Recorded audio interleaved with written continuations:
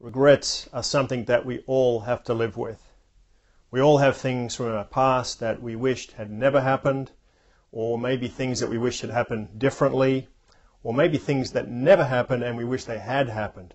We all live with regrets. Even Frank Sinatra, even though his regrets were only few, we all have regrets.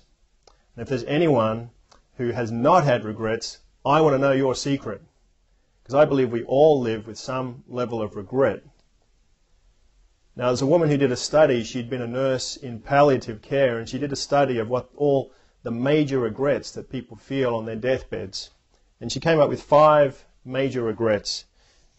What they were, the first one was the regret that the person was not more themselves, that they did what other people expected of them rather than living their own life. The second top regret was that they'd worked too hard. The third was that they hadn't expressed their feelings enough. The fourth was that they hadn't stayed in touch with family and friends enough. And the fifth one was that they hadn't allowed themselves to be happier. I'm going to come back and talk about that fifth one. But just in terms of regret, it's worthwhile thinking about what regrets you have. Now, like I said, I believe all people have regrets, whether they're small, minor things, or whether they're significant things.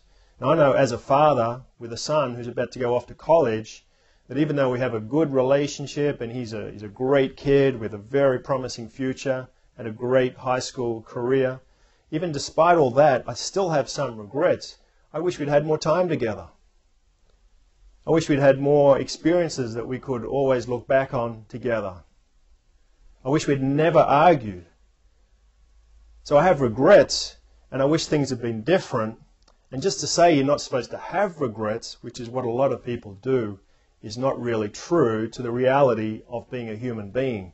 We do have regrets. We do have memories that we wish were different.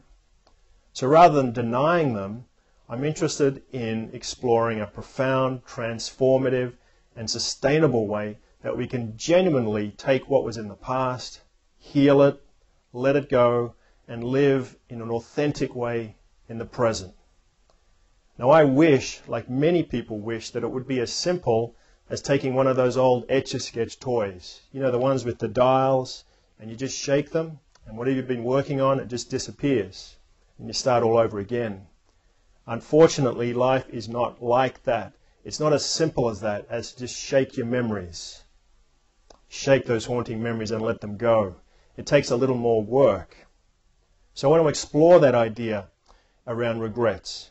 But let me come back to this fifth regret, this fifth major regret that many people have, is that they hadn't allowed themselves to be happier. Now, the way that's phrased is very interesting.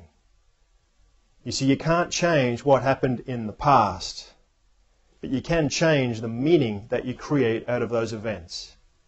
You can allow yourself to move on.